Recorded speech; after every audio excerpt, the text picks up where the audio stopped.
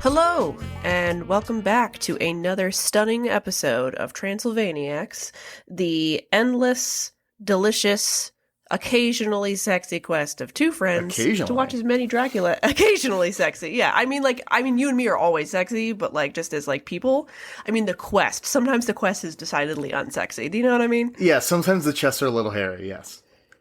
Sometimes the chests are a little hairy, but regardless, our quest is to watch as many Dracula adaptations as humanly possible. Each episode, we try to explore every film adaptation of Dracula, from Dracula A to Dracula Z. Colleen, how are you? Oh my god, I'm good. We were just talking about how the sun is out and we feel human again. Yeah, it is also... it's 85 degrees here in Philadelphia, so it is definitely a little spicier than usual, but I'm... You know what? If the planet is slowly, and by slowly I mean steadily, quickly dying, you know what? I'm gonna soak up those rays.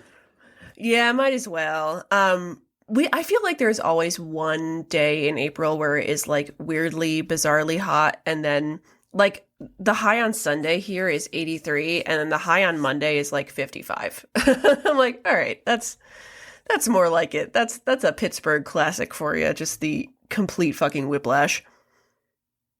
Does Philly get that too, or is it more temperate over there? Philly gets incredibly hot. Usually it's later in the year. It's August in Philadelphia is a swamp. It's real gross. Yeah, no, fuck that. Pittsburgh, at least you're kind of nestled in the mountains there, so it's a little bit colder.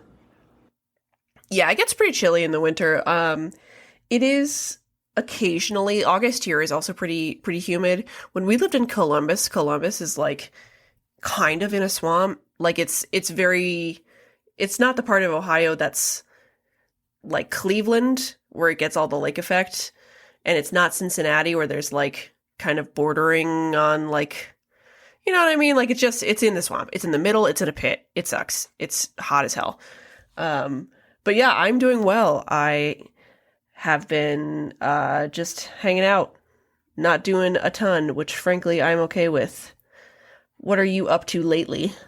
What am I up to lately?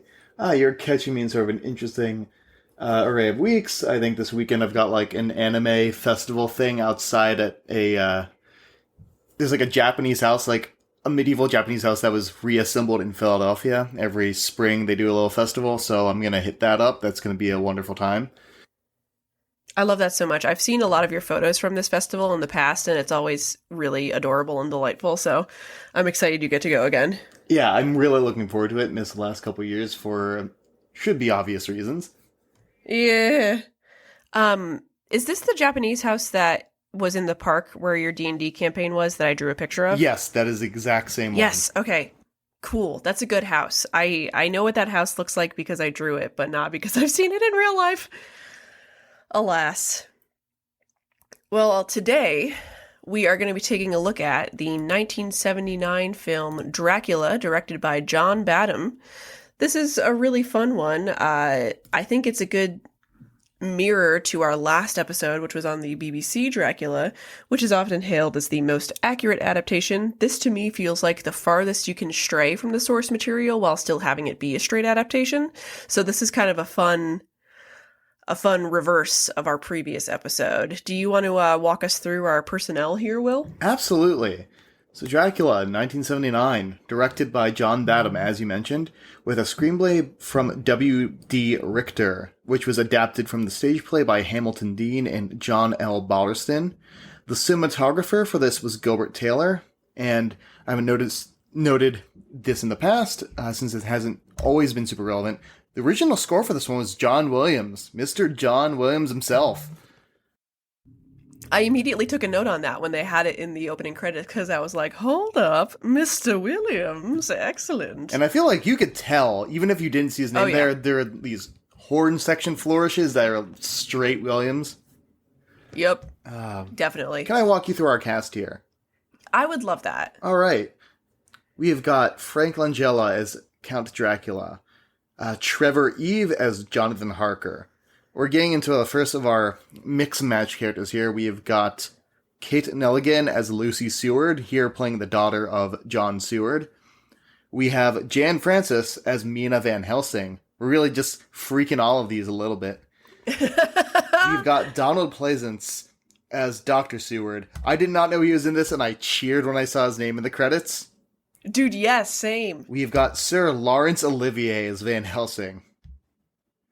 And then we got a creepy little dude named Tony Haygarth playing Renfield. Most excellent. That is like an unnecessarily stacked cast, IMO. Like, Sir Laurence Olivier, Donald Pleasance, again, who I love. And this would have been right after the Carpenter Halloween. Oh, yeah. Right? Yeah. Like by a couple of years. Following year. And then Frank Langella as Count Dracula. So this is kind of like a power trio of our leading men here.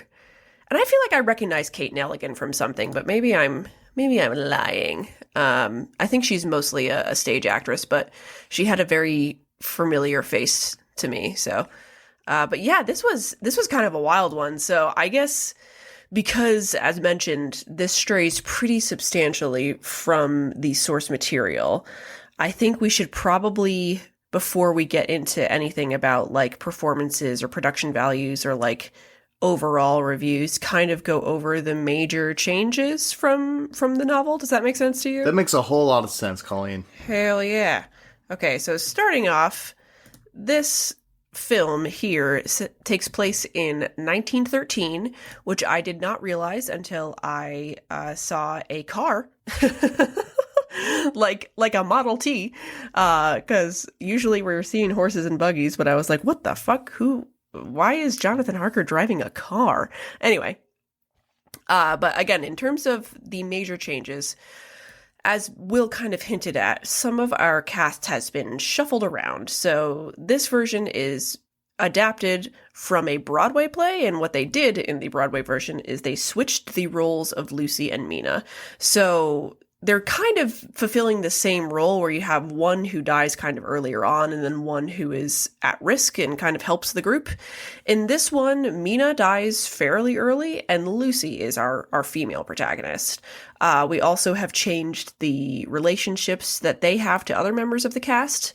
Lucy is dating Harker and is Seward's daughter, and Mina is Van Helsing's daughter, which is something that, like, I feel like we will see more of, having kind of like interrelations between people in the cast that aren't just like they're dating.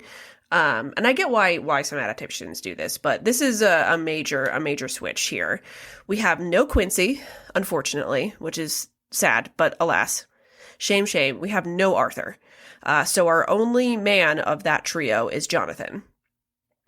And then we begin the film. It opens with the Demeter. So we have completely cut the castle section in which Jonathan travels to Transylvania. This opens with Dracula coming to England, which is kind of interesting to me. What did you think about that? I actually thought that was really cool. This thing really opens in media res with a stormy night at sea as the Demeter is being tossed back and forth in these giant waves. And right up front, you know what this movie is about because you see a crate that a couple Russian sailors are trying to toss overboard, and it starts to break open, and then a guy's throat just gets fucking ripped out by a claw. It was fucking hype. Yeah. And you know what? I thought this is a cool way to open a movie. I've seen so many prim proper Jonathans in a carriage talking to scared peasants in a carriage, and nah, this is great. Get me right into it. I feel the same way. At first, like, because I like so much of the castle section in terms of, like, the content, at first I was like, oh, damn, we're cutting, like, you know, the first quarter of the book. But then I thought about it, and I came to the same conclusion as you, which is like, you know what? For a film, starting, as you said, in media res, I'm here for that. I think that's a better choice for a film, especially this film takes itself fairly seriously. So like if this is kind of going for like high production, high drama, you gotta have to start with some drama. And you are correct. Like that throat grab, I was like, oh shit, this is dope. Like, so yeah, that was where we begin. And then the rest of the major section of this, like almost all of it until maybe the last half hour or so, takes place in Carfax Abbey and in the asylum. So Seward is running the asylum here as he is in the book. Lucy helps out a lot. Mina is Lucy's friend as well, obviously, but it's implied that she has poor health, and Lucy is like a little bit of her caretaker, because she often stays in the mansion that is adjacent to the asylum. And then we kind of go in similar plot beats to the rest of the novel, just kind of, again, switching the roles of Lucy and Mina. Renfield does not begin as somebody who is insane. He does not begin as somebody who is in the asylum. He kind of starts out as Seward's like little sidekick guy, and then is driven insane by Dracula, correct? Yes. Yeah, interesting. And that I thought that was a cool change. It was. I think that's one of the things that I really like. They use some of the characters in different ways. Skipper Swales, which is the kooky old guy who talks to Lucy and Mina in the cemetery, plays another assistant in the asylum. It's just great to have him in this, even if he's basically a different character. Absolutely delightful. And then this Dracula really kind of advertised itself as very romantic. So a lot of the tension in this comes from the conflict between Lucy kind of wanting to be with Dracula as opposed to being stalked by him, and Seward and Van Helsing trying to save her. So this one plays it a little differently in terms of the motivations of the character. It's obviously very much implied that Lucy is, under some sort of spell and not really herself, but there's a lot more in this that Lucy is kind of acting against the will of the Gang of Light, which is, again, smaller, more directly than we see her in the past. And then the last section, Dracula is trying to take her back to Transylvania, and that is where we have our final showdown, which I believe is back on a ship.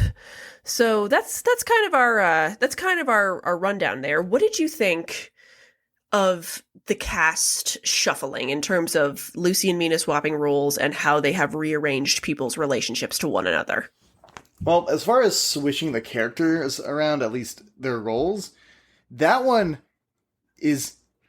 really does not serve a purpose. I have a production note about that, actually, because in the original play, the characters actually have the same names, but the director and the writer of the screenplay opted to change them around, and when asked why they switched those names around, John Badham said that he and screenwriter Richter said that they felt like Mina was a dopey name and that Lucy was kind of a nice name.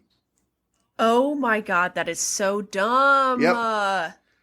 Yeah. And you can tell it is pointless. What's the fucking point? Just have them. You can change their relationships to one another, but switching the names is really silly to me. This feels like the most late 70s director decision. Mina, I'll never sell. Lucy, that's a name you can set your watch to, damn it.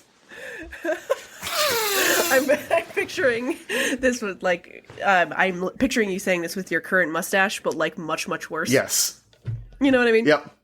But yeah, you were correct. This is an entirely surface level aesthetic change, which serves pretty much no purpose to the plot. I did see something that was interesting to me is so Lucy is only being courted by Harker and Dracula in this.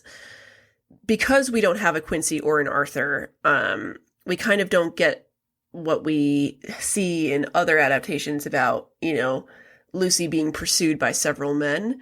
But Lucy's kind of spunky in this, and Mina is like a real wilting flower, which I thought was interesting that they kind of cranked up both of them, but in much different directions. The characterization was a bit odd to me.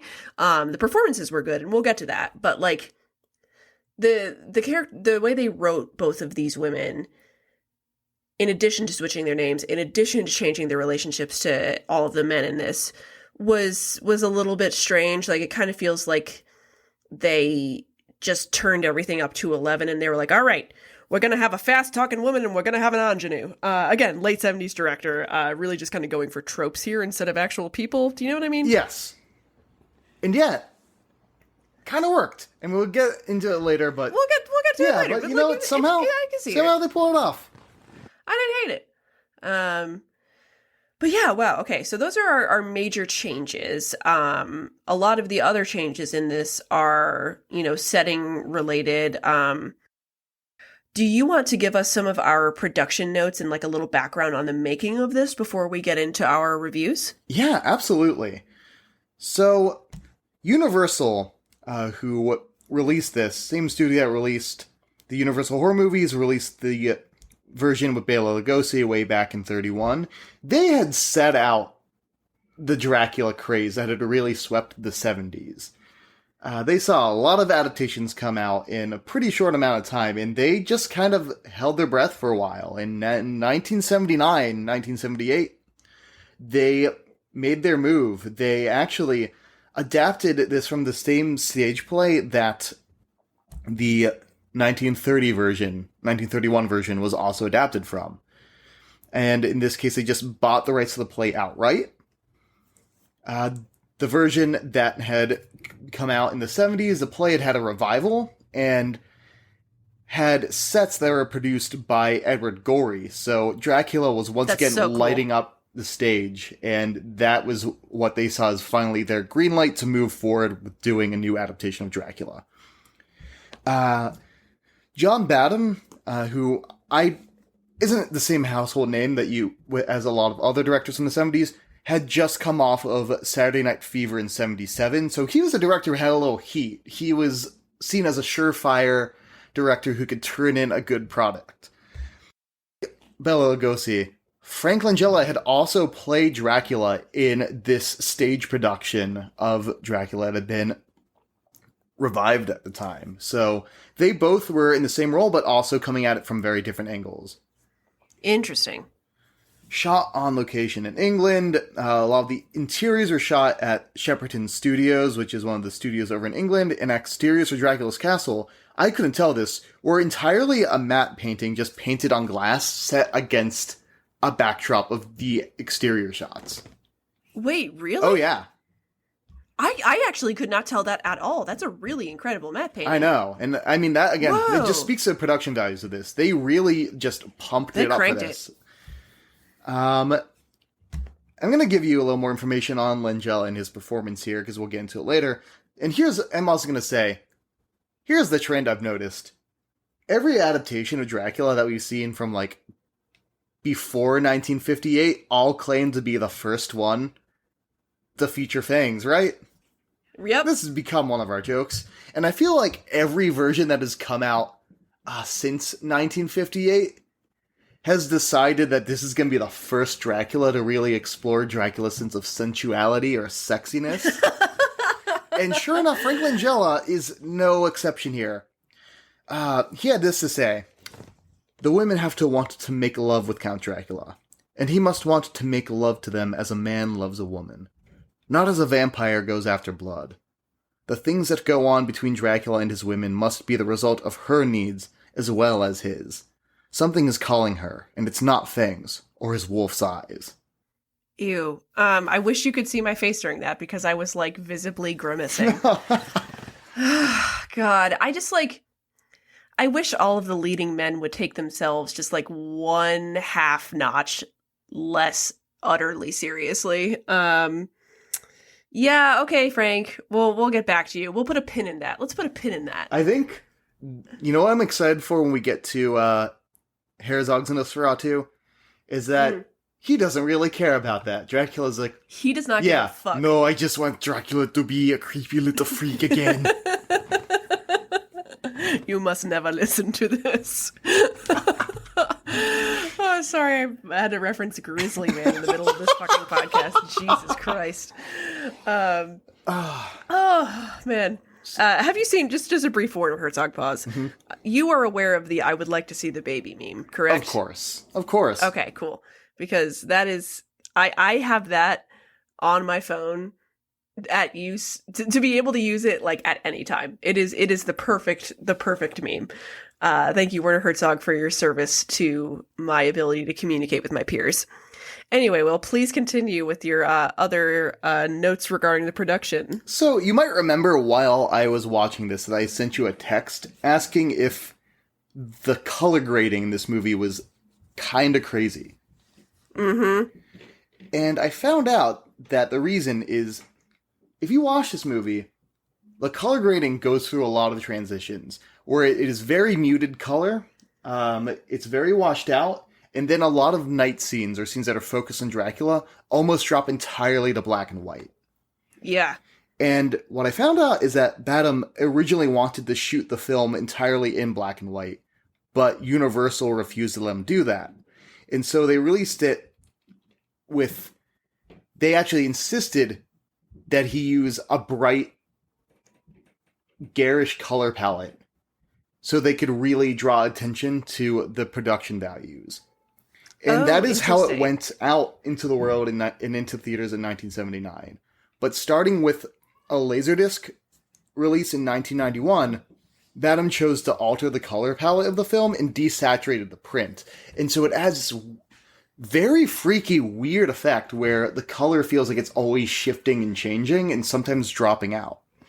And as a result of that... Yeah, it's really disorienting. Yeah, it is. I think it works really well in parts. In other parts, it just distracts from the film. But as a result of that, the original full-color print was incredibly rare until very recently. Very recently, I think it was Shout Factory and another company issued a high-res Blu-ray of what they're calling the Cinema Edition. So now, for the first time really since the late 70s, you can actually watch this film as it was originally put in the theaters. That is so cool. I think you were correct in your assessment of how the color grading actually affects the film. In general, I think it works quite well, particularly in Dracula scenes. It feels like a nod to the Lugosi film. And it makes it feel really kind of otherworldly and disorienting in parts. I am curious to see what it looks like in full color, again, because Universal being like, no, we spent money on this and people need to see how good it looks. I'm curious to see what that would look like, because I feel like there's like a kind of kooky psychedelic sequence in this, which was in color, but like, I wonder how that would translate to the rest of the film. I'm curious. Yes. Maybe we can find it somewhere. You know what I'm also upset about is that if he got the say to really drop out the color and desaturate it, why didn't he just go ahead and just do a version in black and white? Because I think the way that this movie is shot would look absolutely stunning in black and white. There are a few movies I think it would look better. Like, have you ever watched Batman Returns and drop the color out? It's a revelation. No, but that's a great idea. Yeah. Oh my god. And I feel like it's the same kind of thing here. This is a movie that yearns to be in black and white. I think, oh my god, you're totally right. And like, I think it would look better and kind of lend itself to the high drama that it's going for. And like you said, it's shot beautifully. So I guess we can talk a little bit about our review of the production of this, but this is probably the nicest looking film we've seen in terms of the cinematography. And I think it shows that they really value that and that they credit Gilbert Taylor a lot. This film looks absolutely lush and gorgeous. And you saying that was a matte painting really surprised me, because everything looks like it's on location. But I loved the way things are framed in this. It just feels expensive. It feels expensive to watch. I don't know how to describe it. Exactly. The production of this is so much better than anything I'd expected to see so far. I knew basically nothing about this going in. I knew that Langella was in it, and I knew that he was supposed to be pretty sexy in it, but I just kind of assumed, based off of everything we'd seen, that'd be another B movie. And when you get that opening shot of this ship being tossed in a storm, you're like, it really floors you when you don't expect it. Yeah, dude. This honestly, the first section of this reminded me of the 92 Francis Ford Coppola version. And I can see where that has borrowed some from this in terms of the visuals. I think you had a note that I'm going to borrow from is that this has a real adult blockbuster vibe. And you can totally see that. Like they put a lot of money into making this look really, really nice. Comparing it to other films that, I mean, came out the same year, like came out 2 years before. A lot of them have that kind of like grainy retro feel that we associate with films from the 70s. But this, to me, this looks like Ghostbusters, literally, like in the way that it's shot and produced. Like it looks like Ghostbusters, like, which came out, 5 or 6 years later, and again had a huge budget. And you can tell this is shot wonderfully. The music adds a lot, and if they were going to shell out for John Williams post Star Wars, like they really put their money where their mouth was. They were aiming for the top of the box office here, and you can tell. It's really funny you mentioned that, because I was getting a lot of Star Wars vibes from it, and part of it was that score and those blaring horns. But the other thing is, you get an introduction to Dracula when he's washed up in the ship, but your first real introduction to Dracula is when he's invited to Seward's home to have dinner. And the music flares up, and you get these shots of sort of hints of a flowing cape, and you get these close-ups of his shoes walking in. And the way it is framed reminded me almost of in the first Star Wars movie, when you have Darth Vader appearing at the end of the hallway on the Tantive for the first time. And then I looked it up, and I was like trying to figure out why it was. And it turns out that is because Gilbert Taylor was also the DP for Star Wars. Oh, okay. Well, that makes complete sense. He knows how to shoot a villain. Oh, yeah. That is so funny. I would love to see those side by side, because now that you mention it, you were 100% right. That is too funny, dude. But yeah, you can see how they really came at this kind of like older high fantasy with the same lens that they did something that had the budget like of Star Wars. And it's funny to me that this is what they chose to spend their money on. Like you said, the 70s had a huge kind of Dracula craze, and that it came finally at the end of the decade after so many years of like B movies and a lot of interest. And they were like, all right, if we're going to do it, we are going to do it like this. You can also see that they did spend a lot of money in the costuming and the makeup. I did not super care for the makeup in this, particularly on Vampire Mina. But, they really, in terms of the period piece aspect of this, because again, this is 1913, everybody looks pretty good. Like, I think that the men in particular have a fun kind of look at like World War I era look about them. Like Jonathan Scott in particular has some great swag. He's wearing kind of like a newsboy hat, and he's got this wonderful tweed suit on. Seward is always kind of bumbling around in a way that I enjoy, but even in the people of like lower classes are dressed pretty well. Again, my only disappointment in this is the way that they had Vampire Mina look, but I think that was just kind of a restriction of the time. Like realistic practical effects were kind of few and far between. A lot of them are really good. Like they did a great job on that throat rip, but I just don't like the creative choices they made with Vampire Mina. I think her like she looked very like papery and weird, and I don't know. I didn't love that. But overall, you can see that this was a high quality production. Lucy's costuming is excellent. I think that you had pointed out one outfit of hers in particular. Oh, refresh my memory on that. Oh, she has this nightgown. Oh my god, yes. Like huge wings on it. Yes, it is a white nightgown that has like these scalloped bat wings on it. It is incredible. Fucking sick. That was probably the best piece of costuming in this. Whereas some other period pieces we've seen have given a bit of a like community theater vibe. This really commits. And it's fun that they set it in like a little bit of a different time instead of just vaguely like, oh, I don't know, 1800s, which is what happens in a lot of period pieces. They were like, what if why be accurate when we could just make it look old? And again, you can tell how expensive this was because of the actors that they got. Like they were willing to shell out for Sir Laurence Olivier, Donald Pleasance, and Frank Langella. So I feel like that's kind of a good segue into reviewing our acting performances in this. Did you want to go first, or do we want to just you want to kind of go person by person like we have in the past? Yeah, let's go through it. Where do you want to start? Do we need... You know what? Mm-hmm. Let's fucking start with the man himself. Let's start with Frank Langella as Dracula. Yeah.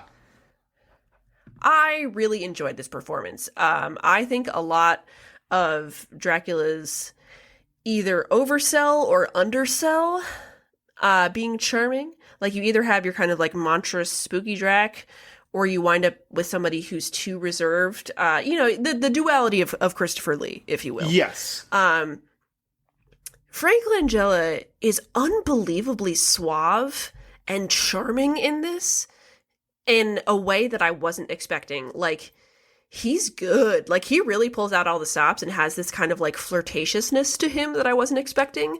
And sometimes with Dracula, you see him just being like too uptight, too like, sorry to say this, like he's too foreign. You know what I mean? Like, yes. Like you don't, like he fit into the scenes with the other actors in this really well. And that's actually a lot of why I enjoyed this film as much as I did, is to see amazing, intricate interpersonal dynamics between each member of the main cast. And like, it was nice to see them all in the same room and talking to each other and seeing how everyone relates to each other, seeing all these really, really talented actors play off each other. And a lot of that comes from the fact that Frank Langella was not acting like a fish out of water. He was acting like this is where he's always belonged. Like, he has a confidence. That is such a great Dracula. way to put it. Yes. Oh my God. Thank you. Like, he's unbelievably confident and self-assured, but not cocky. It is the definition of big dick energy.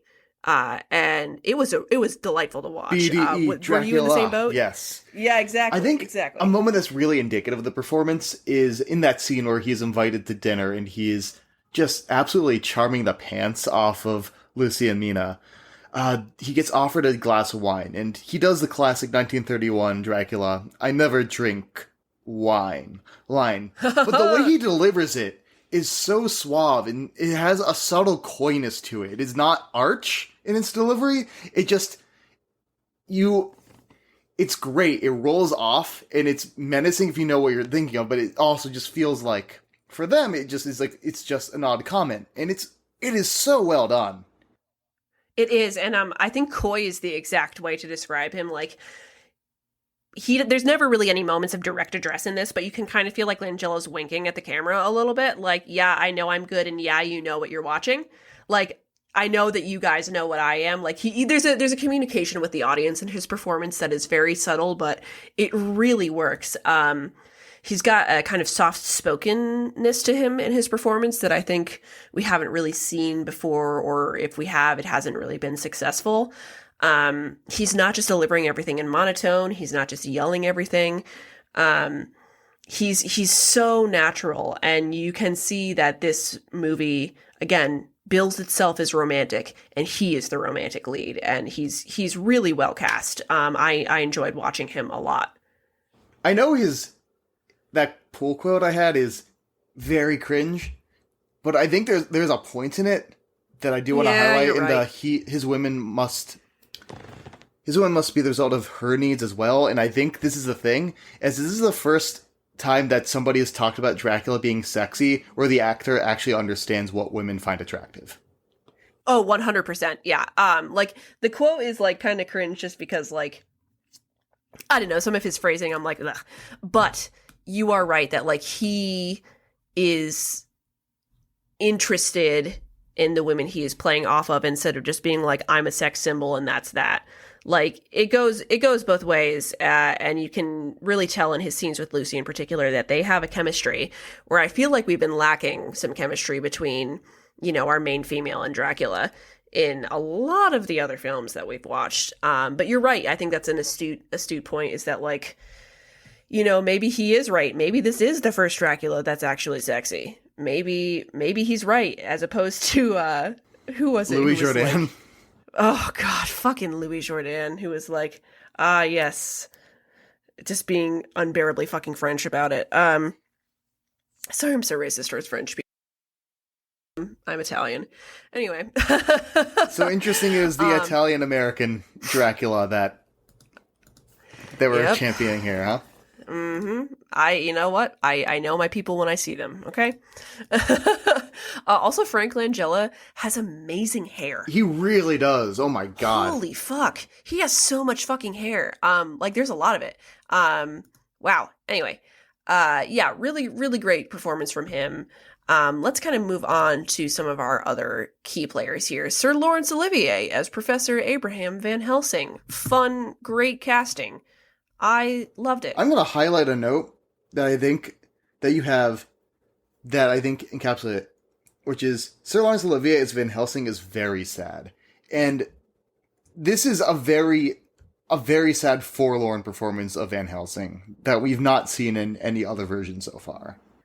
Yeah, dude. And like, some of it I think comes from, you know, the reshuffling of characters to have Mina be his daughter and to have her die, you know, a half hour into the film gives him a gravitas. Like, he's so forlorn. I think you're totally correct in saying that. And he's a little older here. Like, he has that kind of stilted, you know, Dutch speech that we've come to expect. But this was a different take on him that I was surprised by, but I think works really well, especially comparing it to the other performances from the leading men. Yeah, I was pretty mesmerized watching him. And also, another difference that I don't know if we mentioned is that as opposed to Quincy dying at the end because there is no Quincy, Van Helsing is fatally wounded by Dracula in the final confrontation.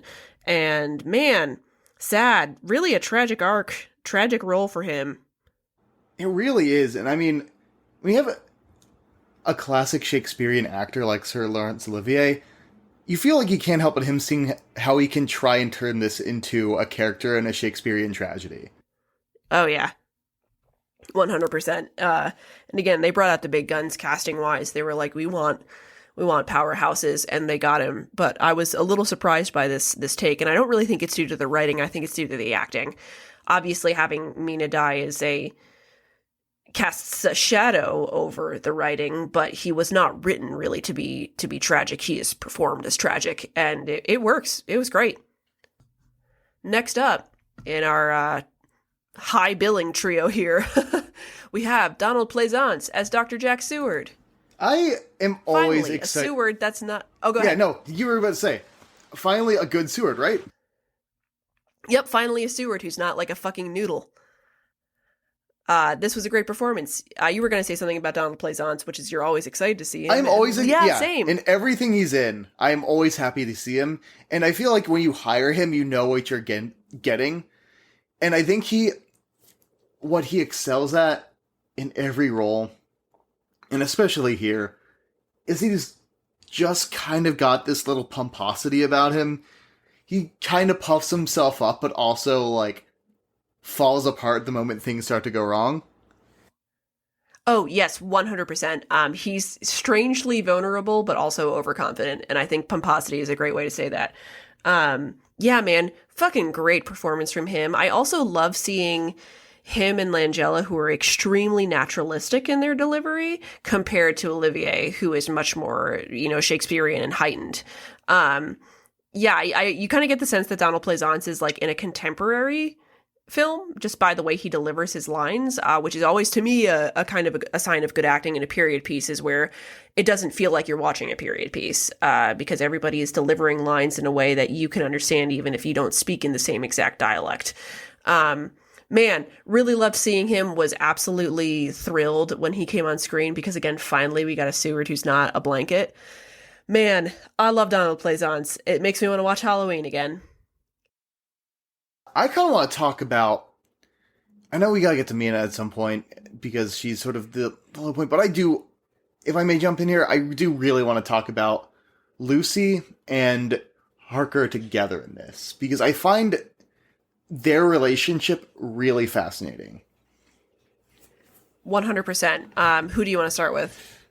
So I want to talk about sort of the dynamic between them and sort of how I see it. Okay, yeah. I want to talk about the dynamic, and I think why this makes their roles in this movie very interesting is that, now, because we don't have a Quincy and we don't have a Holmwood in this, Harker has the kind of fill in for both of them. And so we get Harker as a cad in this movie.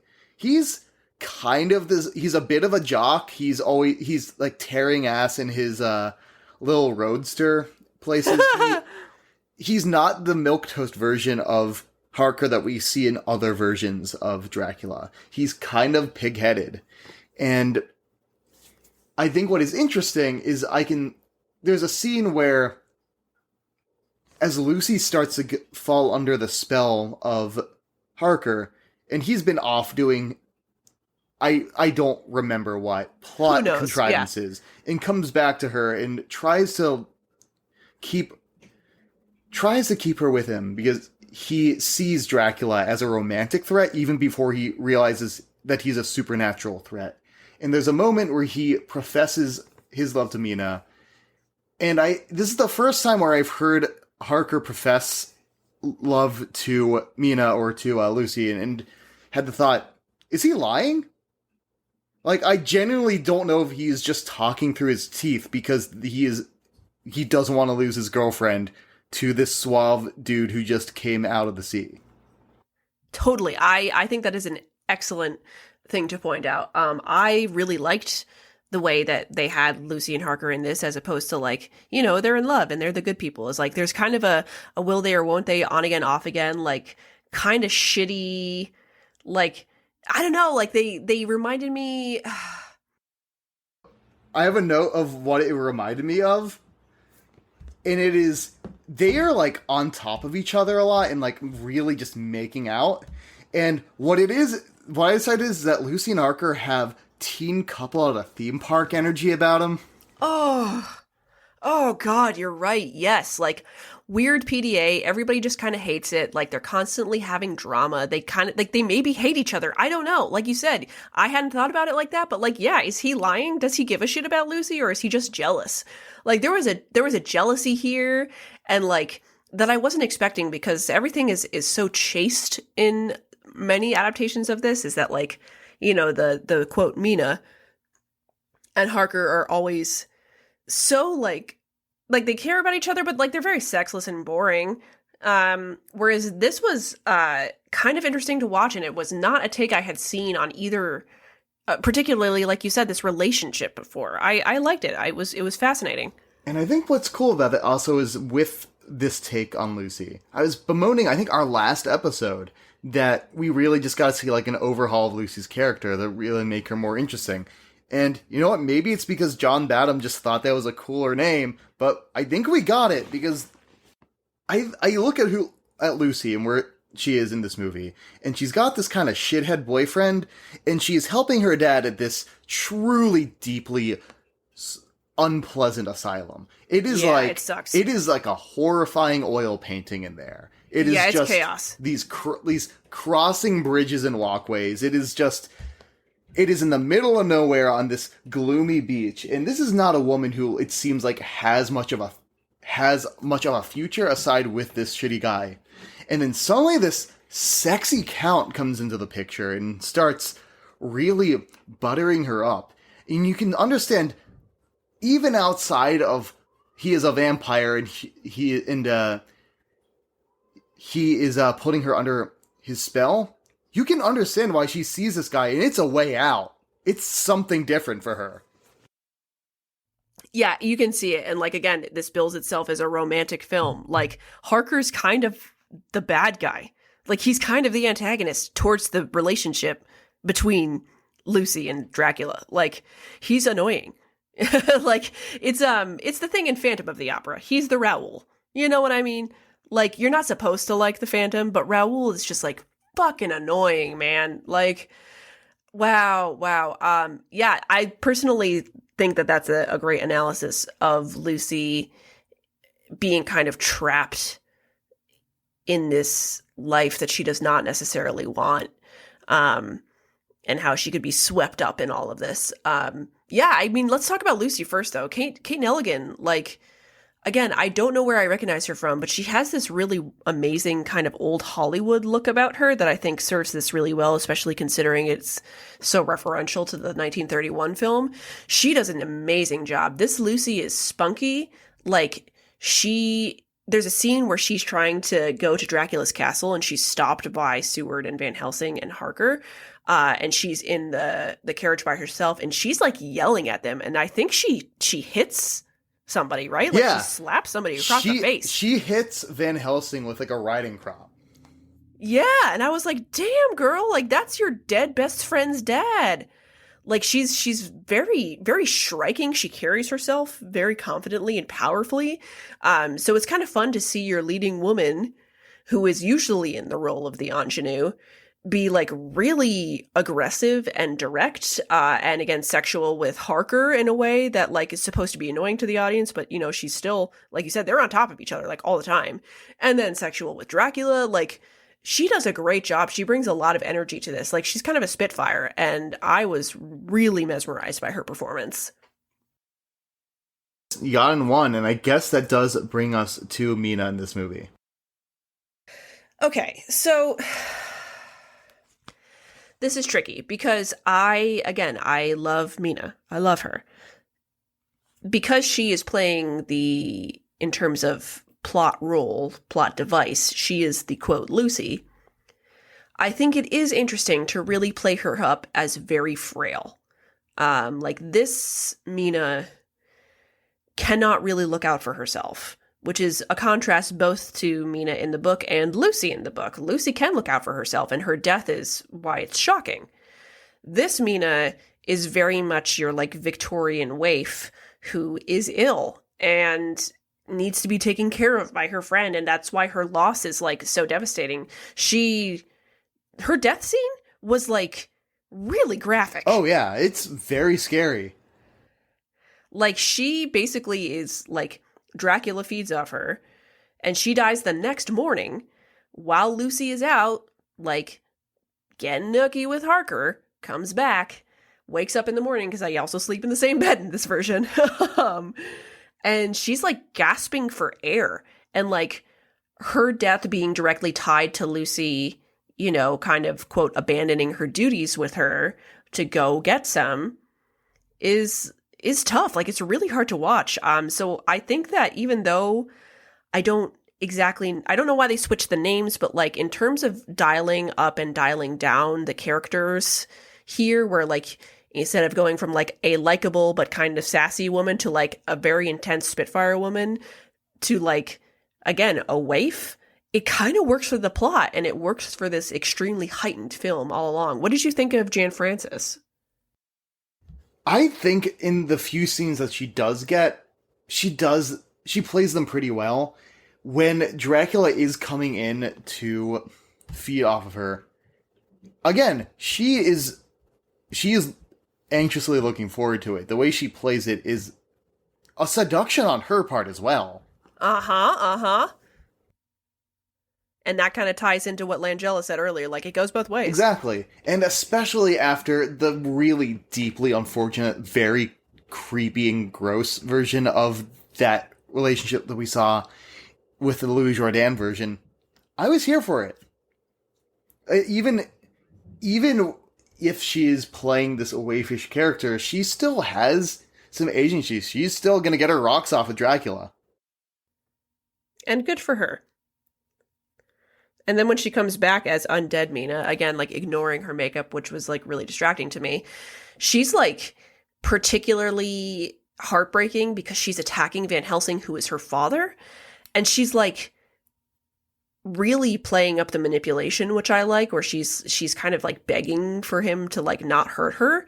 And then, of course, he has to kill her, which, you know, in past versions has been Arthur having to do that to Lucy, but Van Helsing having to do that to Mina was really heartbreaking. Again, Sir Laurence Olivier just like wailing after he stakes his daughter. She's like wailing. This was just like really emotionally intense in a way that I didn't expect. But yeah, like I think you kind of hit the nail on the head. She doesn't have a ton to do in this, but she does good with what she's given, you know?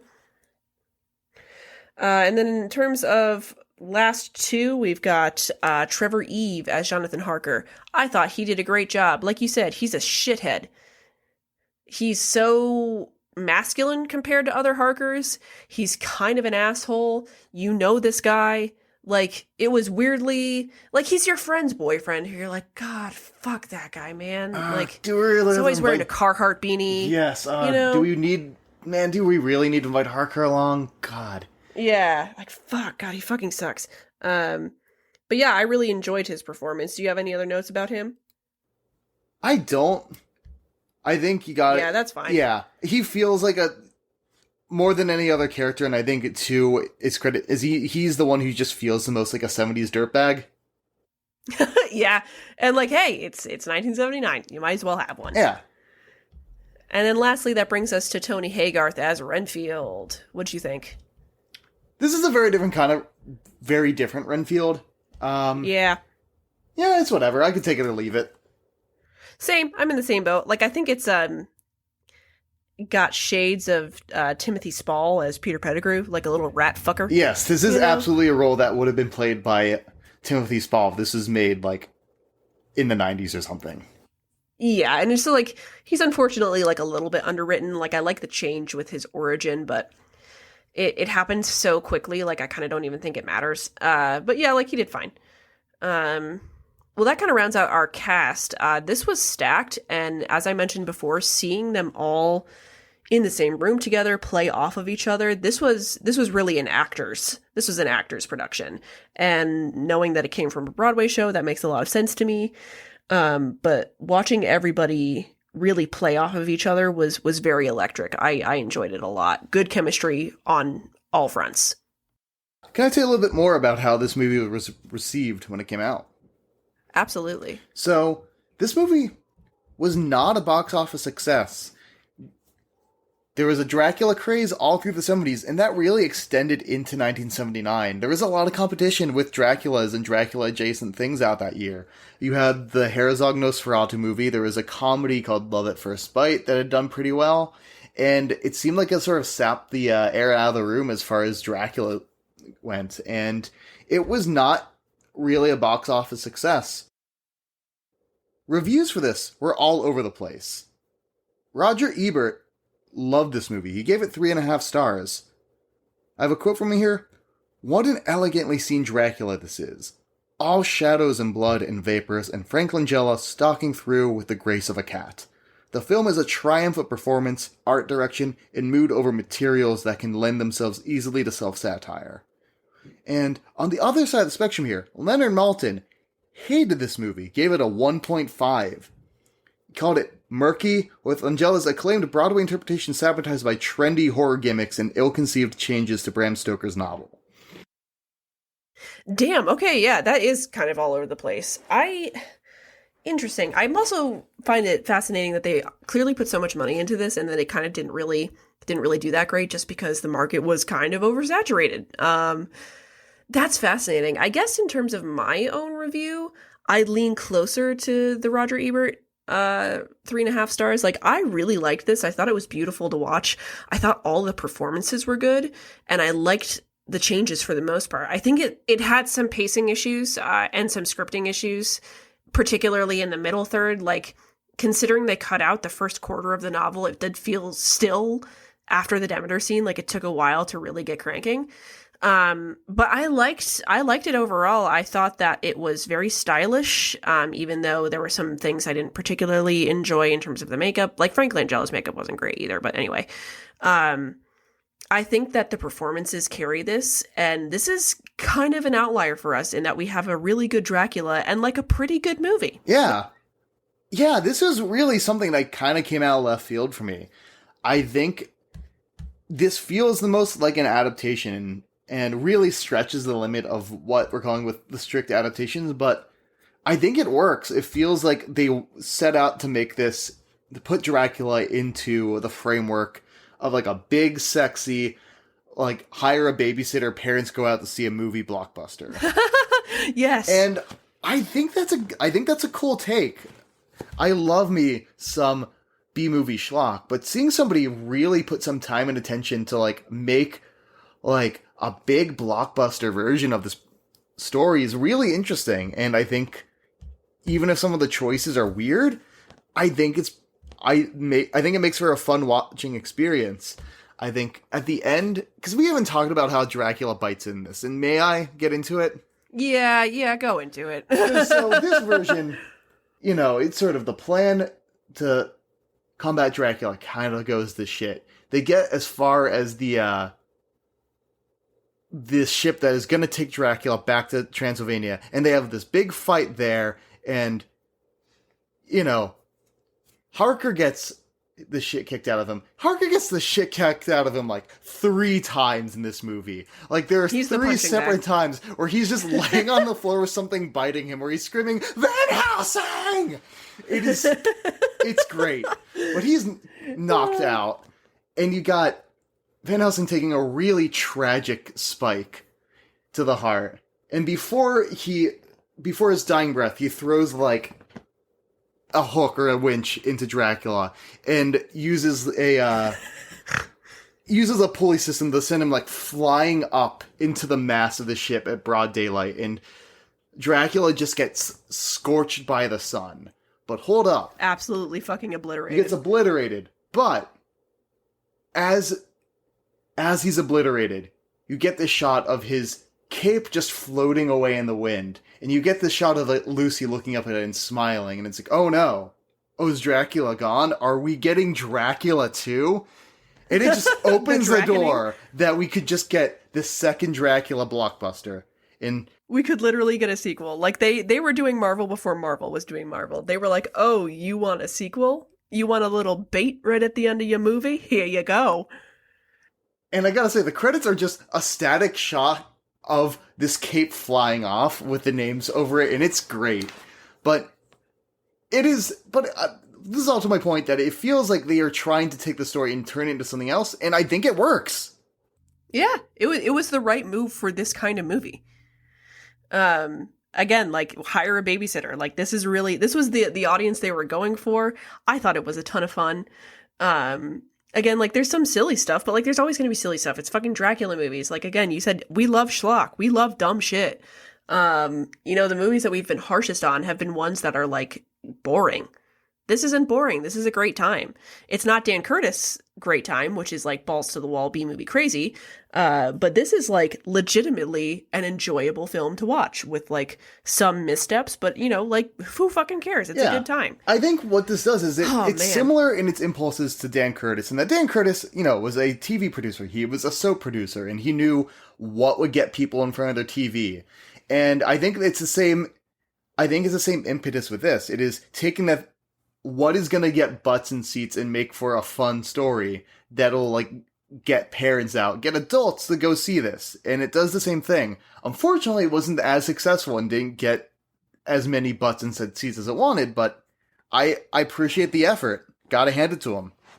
Yeah, gotta hand it to him, dude. Oh man, is there anything else that random that we wanted to talk about before we kind of move into our rankings? Kind of random little bits and bobs that don't fit anywhere else? Yes. Can we talk about the Dracula Lucy sex scene? Yeah, God, that's kind of borrowing from the not the BBC one, the other, maybe it was the BBC one. Which one has the really psychedelic scenes with the brides? Is that the BBC one? I mean, we got those weird we got those negative shots in the last one we watched with Louis Jourdan. Yeah, that was BBC. Yeah. So that's what I'm talking about. That kind of feels similar to that, where so they have a sex scene. It is entirely red color grading. It has all of these really psychedelic overlays. Oh man, I don't know what to think about this. I think it kind of took me out of it a little bit because so much of this film was high drama, high production, whereas this seemed much more an artistic moment. I also feel if you're going to do a sex scene, why not have there be any actual sex? Yes. You know what I mean? Yes, that is, I think, one of the failings, is they go for this thing that kind of, to me, looks like the opening credits of a James Bond movie. Yes! Oh my god, exactly. That is exactly it. Yes. And you were already making a big-budget R-rated Dracula movie, right?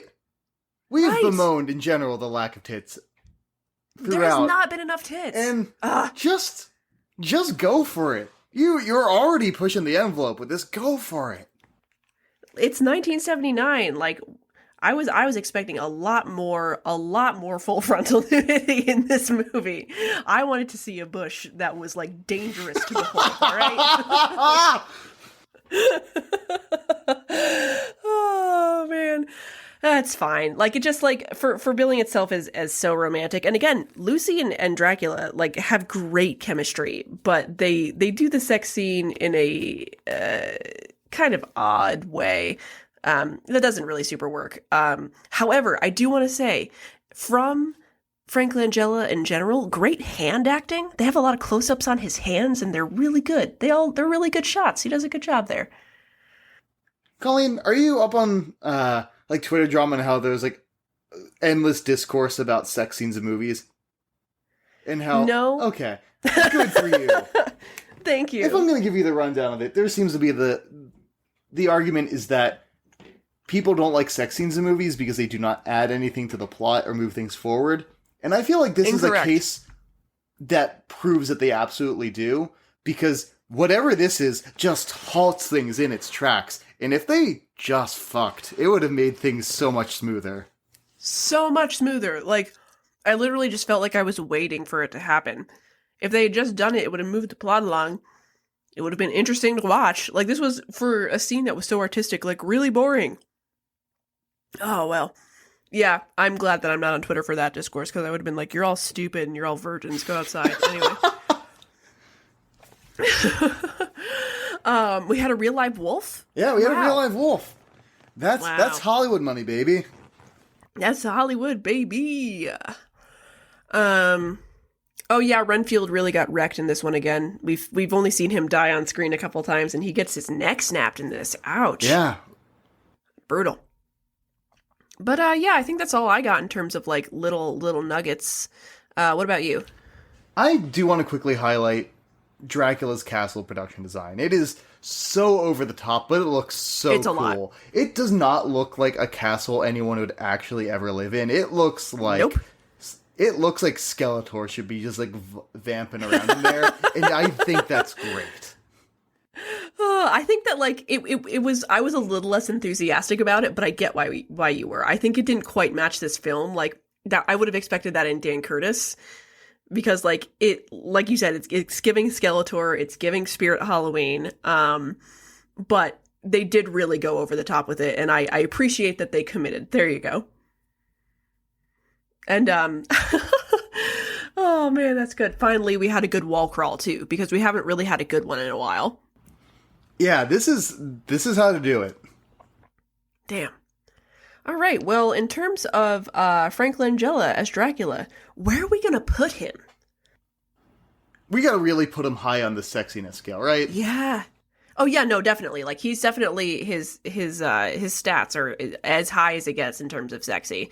Only really not anything else in terms of like threatening or feral or monstrous. Very little rapey. Peak sexy Dracula right here. And then where would we put him like ranking wise? I know. I really like this one. I did too. I kind of want to put him second. You know what? Yes. Would that be crazy? Let's put him at second. No, Let's do I think it. this is our podcast. Oh my god, you're right. It is our podcast. Yeah. Frank Langella, you're a second best Dracula. He is. He did a great job. It was fun to watch. It was captivating. It wasn't, you know... yeah, I don't have anything else to say about it. I already said it all because this is my podcast. Okay, good. I enjoyed that a lot.